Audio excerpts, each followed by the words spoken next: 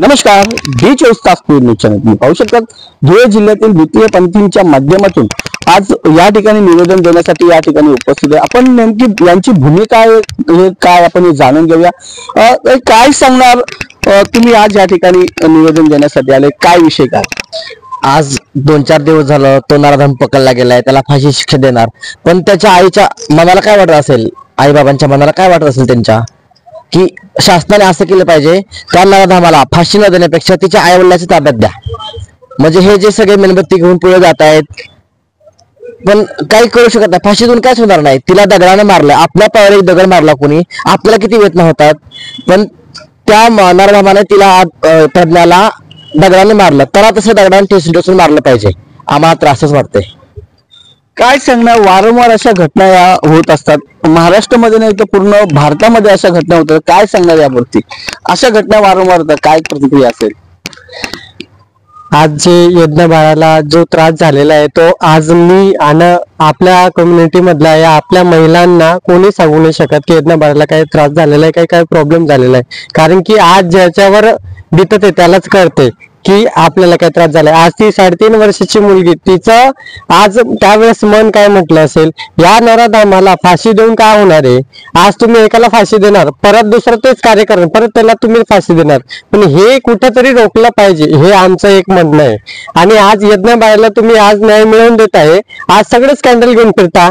प्रत्येक वेळेस अशीच काहीतरी मागे झालेल्या जे न्यूज आहे त्या न्यूजला आलेलं, प्रत्येक जण जातो रोडावर जातो. दिल्लीत झालं, जे कॅन्डल घेऊन जाता, कॅन्डल घेऊन तो सगळेच फिरता. पण शेवट त्यांच्या आईच्या, त्यांच्या वडिलांच्या, त्याच्या फॅमिलीच्या मनावर सांत्वन करणं एवढं आपण एवढं श्रेष्ठ नाही हे असं मला वाटतं. तर काय सांगणार, आपल्या माध्यमातून देखील त्या ठिकाणी रस्ता रोको करण्यात आला, आपली काय भूमिका असेल एकदम त्या संदर्भामध्ये? नमस्कार, मी नीलू पार्वती जोगी, सचिव प्रेरणा बौद्ध संस्था. माझं तर एकच म्हणणं आहे की हे कुठेतरी थांबलं पाहिजे, कुठेतरी याला आळा बसला पाहिजे.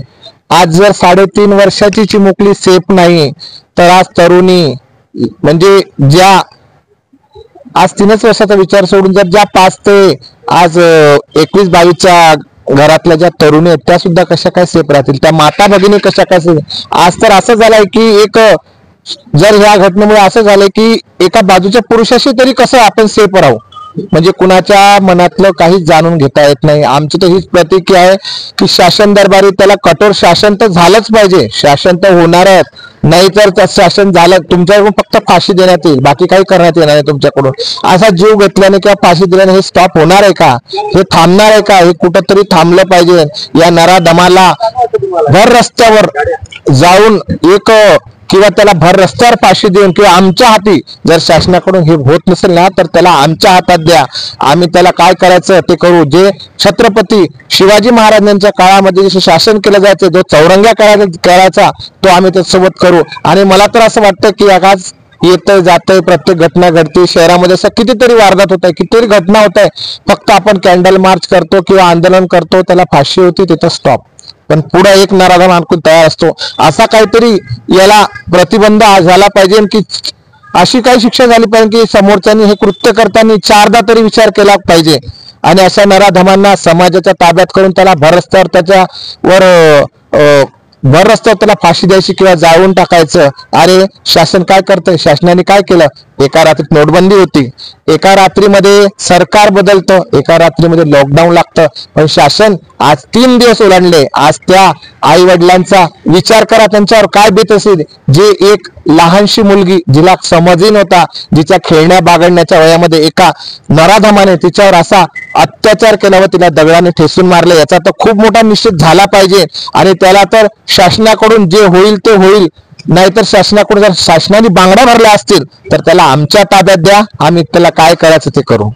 तुम्ही बघू शकता आज या ठिकाणी जे सर्व द्वितीयपंथीय बांधव आहे या ठिकाणी मोठ्या संख्येने उपस्थित आहे. आणि धुळे जिल्ह्यामध्ये देखील त्यांनी आज तीव्र स्वरूपाचे जे डोंगराळ गावामधील ज्या चिमुकलीवर जो अन्याय अत्याचार झालाय त्या संदर्भामध्ये देखील त्यांनी प्रतिक्रिया दिली.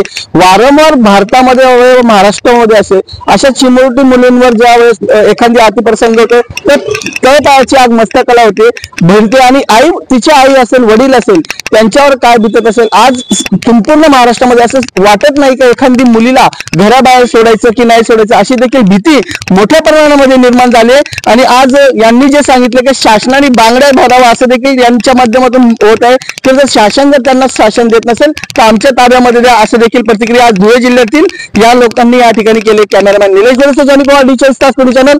जय हिंद, जय महाराष्ट्र।